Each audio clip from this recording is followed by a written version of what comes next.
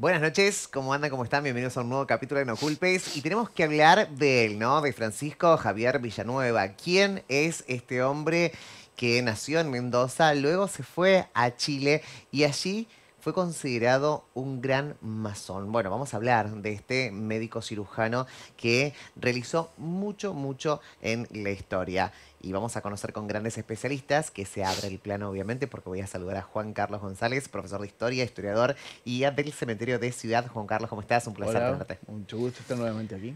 Bueno, me encanta. Y él es nuevo acá en nuestro programa, debuta en nuestro programa, Jorge López Reinaudo, abogado y profesor universitario. Jorge, ¿cómo estás? Muy bien, muy agradecido por la invitación a participar de este programa tan exitoso. Es un placer, ¿no? Tener a ambos especialistas esta noche acá. Y sobre todo vamos a arrancar y vamos a hablar de este personaje, ¿no? De Francisco Javier Villanueva. Nació aquí en Mendoza. Nació en 1810. Era, era hijo de una mujer muy interesante. Era la hermana de Godoy Cruz, de Tomás Godoy Cruz. Ujú. Era Josefa Godoy Cruz. Y su padre era un teniente coronel del ejército español. Era José Celedonio Villanueva. Los historiadores confunden la paternidad de Francisco Javier porque le atribuyen la misma a José María Villanueva, que era un granadero héroe de la guerra a la independencia, pero no, el padre era un teniente coronel del ejército español, José Celedonio Villanueva. Y bueno, estudió aquí la primaria y luego fue al Colegio de Ciencias Morales en Buenos Aires, el actual Colegio Nacional Buenos Aires. Ajá. Fue becado por Becado, Rivadavia. fue becado. A ese Ujú. colegio lo había fundado como Colegio Unión del Sur Pueyrredón. Y después en 1823 Rivadavia le cambió el nombre como Colegio de Ciencias Morales. Y cada provincia becaba 6. Los 6 mejores alumnos de las provincias podían ir gratis. Los demás pagaban 120 pesos fuertes de la época, una suma importante. Y bueno, después va a estudiar medicina, se va a recibir de médico muy joven, a los 23 años. Ajá. Y luego va a hacer lo que hoy sería una maestría en cirugía, se va a hacer cirujano. Y bueno, en la dictadura de Rosas toda la familia, todos los Godoy Cruz fueron perseguidos. Y él tomó el camino del exilio junto a tantos argentinos ilustres. Y allí fue recibido sobre todo, al ser sobrino de Tomás Godoy Cruz, la influencia de Portales fue muy importante y se lo designó médico de la Escuadra Naval Chilena, cargo en el que permaneció 47 años. Adoptó ciudadanía chilena sin renunciar a la Argentina. Y fue un masón importante en Chile. No sé si te interesa. Sí, pero usted sigue. Si usted ve que no lo interrumpo, usted tiene que Bien, seguir, ¿eh? bien, bien. Eh, Nos interesa en todo. Valparaíso, que es donde van a ser, siempre la masonería Sí. en América del Sur van a ser en las ciudades puertos, porque ahí es donde llegaban los masones europeos. Ujú. Pero Eh, antes de esto, te voy a retroceder. Él se sí. va de Buenos Aires, bueno, nace Viene a acá en Mendoza Mendoza, y de Viene a acá Mendoza. sale. nace en Mendoza, se va a Buenos Aires Sí, también, ¿no? Y de estudia. repente algo lo frustra, ¿no? De todo esto. Dice, che, ¿qué onda, no? La profesión, el contexto político en el que estamos El viviendo. contexto político. Ujú, Era la dictadura de Rosas. Tomás Godoy Cruz era un perseguido por el rosismo. De Él era hecho, sobrino. Así que el contexto hizo que debiera pedir asilo en Chile. ujú. Y la influencia de su tío, de Tomás Godoy Cruz, que había hecho tanto por el ejército argentino-chileno, ayudado tanto a San Martín en la guerra de la independencia, hacía que Tomás Godoy Cruz tuviera un cargo importante en Chile. Y eso hizo que Portales lo prohijara a Francisco y lo designara médico de la escuadra chilena. Bien. Y bueno, él vivía en Valparaíso y en Valparaíso había masones franceses, masones ingleses y masones americanos. No Ujú. había logias de habla española. Mira vos. La primera logia de Valparaíso fue la logia Estrella del Pacífico, que era de origen francés. Y luego, a poco andar, los americanos, los norteamericanos van a fundar una logia, la Betzade, pero eran una de habla inglesa y otra de habla francesa. Entonces, los masones, los que aspiraban a ser masones en Chile, en Valparaíso, decidieron fundar la primera logia de Chile, la Unión Fraternal número 1. Y ahí se inicia Francisco Javier Villanueva, el mismo día que Sarmiento, el mismo día que Zarratea y el mismo día que un prestigioso abogado y escritor chileno, Jacinto Chacón. Se van a iniciar en 1854. Sarmiento, a poco de andar, cuando regresa a Buenos Aires, va a ser parte de la primera logia de Buenos Aires, primera logia constitutiva de lo que ahora se llama la masonería institucional argentina, la Gran Logia, en lo que se llamó la Unión del Plata número 1. Y bueno, y ambos hicieron grandes carreras, porque Francisco Javier en Chile llegó a ser gran maestro. Claro, Y Sarmiento fue gran maestro en la Argentina.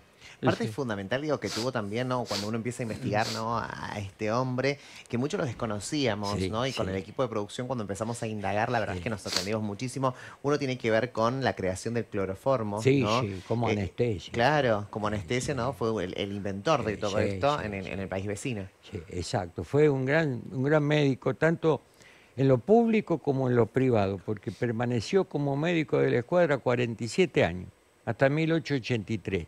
Pero aparte de eso, ejercía su profesión. Dirigió y creó el dispensario en el Hospital Salvador y fue increíblemente médico correspondiente de la Universidad de Chile. O sea, tenía un prestigio profesional inmenso y una dedicación fantástica a lo que hoy se denomina la carrera sanitaria. Entre ellos lo que tú dices, el uso del cloroformo. Eso posicionó a la medicina chilena entre las más destacadas de Sudamérica. Inclusive era muy querido por la sociedad. A eso te iba a preguntar, Porque ¿no? los días lunes y ¿Cuál es su jueves... imagen con la sociedad chilena? Claro, los días lunes y jueves él se dedicaba en su casa a atender a los pobres, a aquellos que no tenían un solo centavo para pagar la asistencia médica. Él los atendía gratis. Entonces es muy querido en lo que es la sociedad chilena, sobre todo en Valparaíso. Y digo, después como digo, muy conocido en Chile, empieza como a ser muy querido. ¿Vuelve? ¿No vuelve? Muere en Chile. Muere ¿Por en qué no Chile. vuelve? No vuelve porque... ¿Ya había hecho carrera allá o no? Exacto, y llevaba 47 años Claro, como muchísimo. médico de la escuadra. Claro, Piensa que él muere en 1890 y se retiró en 1883. Claro. Los militares de antes no se retiraban tan jóvenes. Estaban durante años al servicio de la patria. De la ¿no? patria, Él claro. tenía doble nacionalidad, era Ajá. inclusive chileno, participó en argentino. la guerra del Pacífico, sí. Ajá. que eso le va a dar mucha ventaja sobre otros cirujanos, porque lo que él cuando utiliza el cloroformo, se produce un accidente en el puerto con una mujer. No se sabe el nombre de la mujer, no se sabe quiénes más participaron en esta intervención, pero sí que hubo un accidente en el puerto donde la mujer se le destrozó el brazo, había que amputarlo. Lo llaman a él llega al hospital, utiliza por primera vez el cloroformo y dicen que era tan rápido con el bisturí, porque estaba acostumbrado en la guerra a usar el bisturí rapidísimo.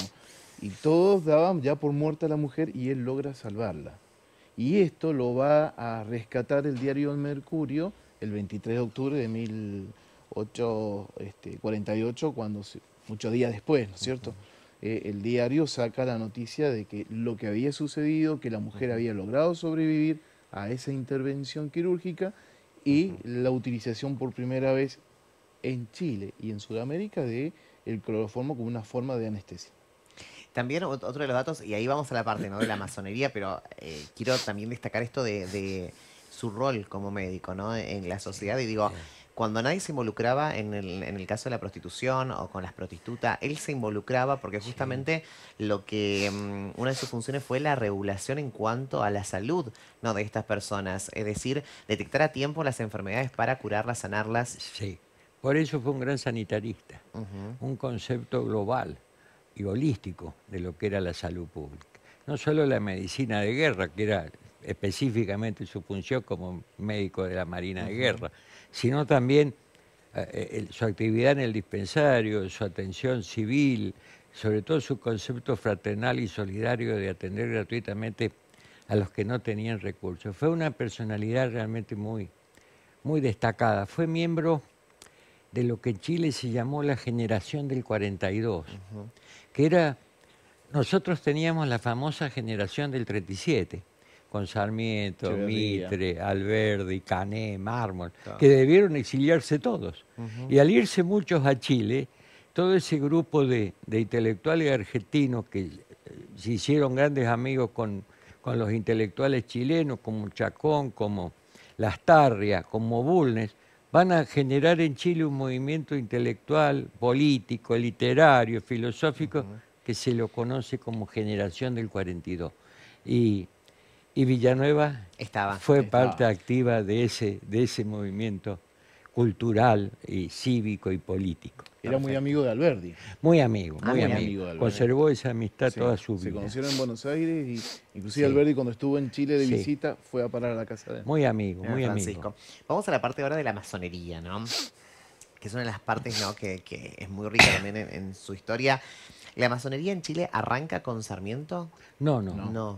¿Pero qué tuvo No. que ver Sarmiento con la masonería de No, Chile? Fue como Sarmiento se va a iniciar. Se va a iniciar allí, ¿no? Se va a iniciar en esta logia Unión Fraternal, que fue la logia, digamos, originaria de lo que hoy se conoce como Gran Logia de Chile, la masonería institucional. Porque hasta ese momento las logias que existían en Sudamérica eran logias que venían generalmente formadas por americanos, franceses, ingleses, que se radicaban en las ciudades puertos, y como venían siendo masones de sus países de origen, seguían trabajando y formaban logias, pero sin formar parte de una estructura central. Sarmiento en la Unión Fraternal número 1, junto con Benavente, con Villanueva y toda esta gente, Chacón, Zarratea, van a ser la primera logia de lo que se va a llamar luego la Gran Logia de Chile. La masonería tiene una organización parecida a los estados, es decir, la nación y las provincias. La nación sería la Gran Logia o el Gran Oriente y las logias serían las provincias. Bueno, en Chile se va a institucionalizar a partir de 1854. Bien. En la Argentina recién a partir de 1858. Bien, ¿y qué pasa esto de la masonería y la época, ¿no? Porque ha cambiado mucho el concepto de la masonería, digamos. Hoy hablamos de la masonería, de los integrantes de las masones de una manera distinta a la que hablábamos en esa época. ¿Cuál era su función principal? No, me refiero cuando ingresa Francisco. La masonería ha sido siempre, es y de hecho para seguir siendo masonería deberá seguir siéndolo, Total. una escuela, Sí. una escuela de moral. ¿Pero tenía poder? ¿Antes tenía más poder que ahora? La masonería no puede decirse que sea una herramienta de poder. Los que pueden llegar a tener poder o no son los masones, Bien. pero no la masonería. Bien. La masonería es esencialmente apolítica y es religiosa. Entonces repregunto, ¿no, Francisco? ¿Tenía un poder especial por pertenecer a la masonería? Estaba creo que no. vinculado a un grupo de intelectuales, entre los cuales algunos sí tenían poder político, pero no todos pensaban de la misma manera. Mira qué curioso. Sarmiento era gran amigo de Montt, y Montt fue el que le va en alguna medida a apoyar sus viajes al extranjero para desarrollar su pensamiento en cuanto a las escuelas primarias. Y Alberdi no era amigo de Bulnes, o sea que entre ellos no se llevaban nada bien, ni entre Bulnes y entre Montt. Y masones, unos estaban con Bulnes y otros estaban con Montt, como aquí. Como acá. Aquí en una misma logia estaba Alfredo Palacio y Lugones. O sea, la masonería al ser apolítica permite el encuentro en las logias de hombres de distinta pertenencia política, y eso es lo que la hace rica, porque crece en el disenso y en la diversidad. y Si la todos fraternidad. pensaran iguales, no sería una No, organización total. progresista. Total, mi pregunta por ahí tiene que ver un poco más lo que pensarían los televidentes, ¿no? En este caso, de cuando uno habla de masonería. Cuando uno habla de masonería, se nos abren un poquito los ojos porque Sí. hay mucha gente que no conoce bien el funcionamiento. Si bien nosotros acá en el programa tuvimos a los masones aquí en Argentina, los representantes, ¿no? de las masonerías, y sabemos cuál es su función, todos, hay mucha gente que la desconoce. Entonces, Sí. por ahí si relacionás pertenece a una masonería, bueno, tenía poder, tenían Sí, cierto... se la asocia erróneamente. Y vos fijate Erróneamente, que claro. hoy podés hacer esto, pero cuando yo ingresé a la masonería hace 50 años, Ustedes pertenecen. yo hace 50 años, Ajá. soy uno de los masones más antiguos en Antiguos. Mendoza.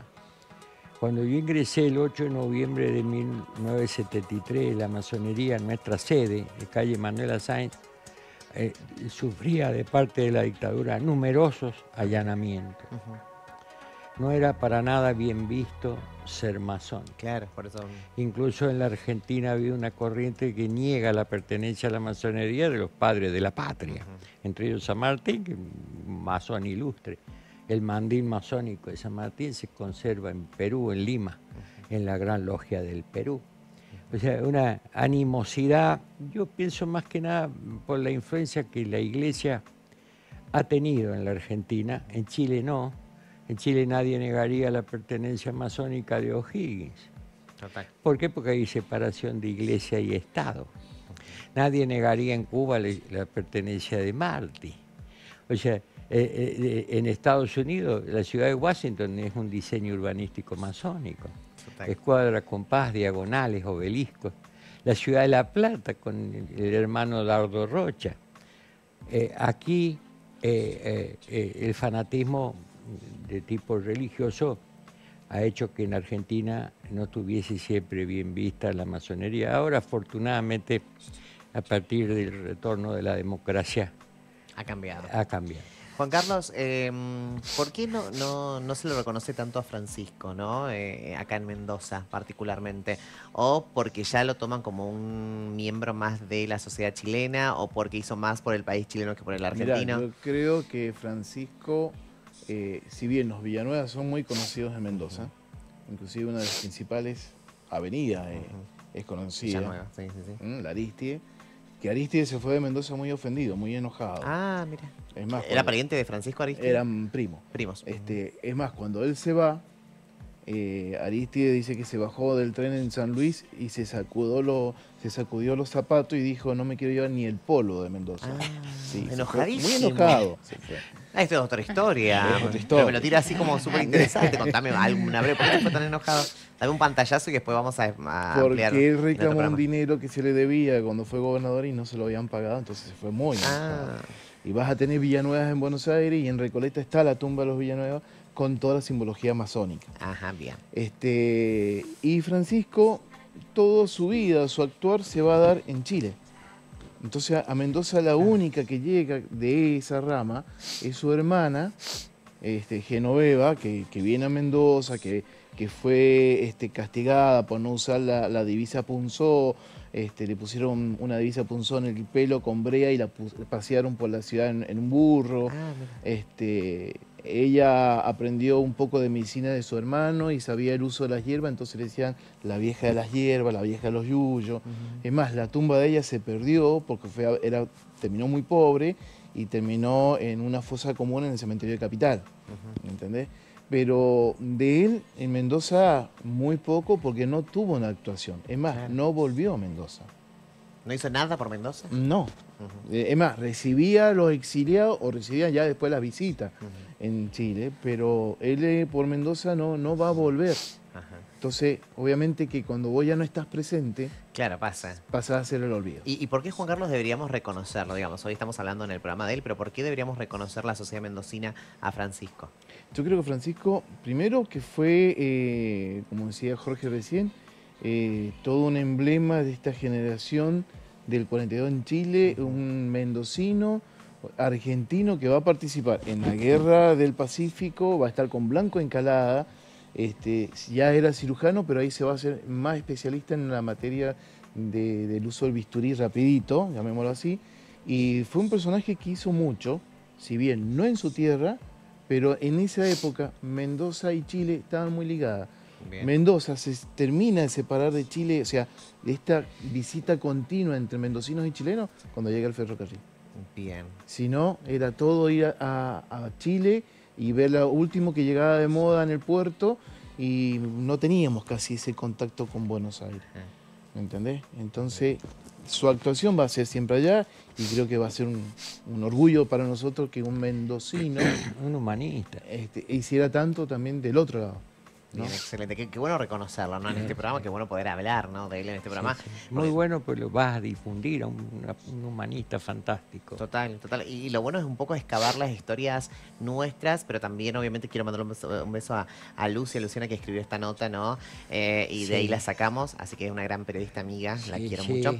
Así que a ella un beso Conoce gigante. mucho de masonería, Luciana.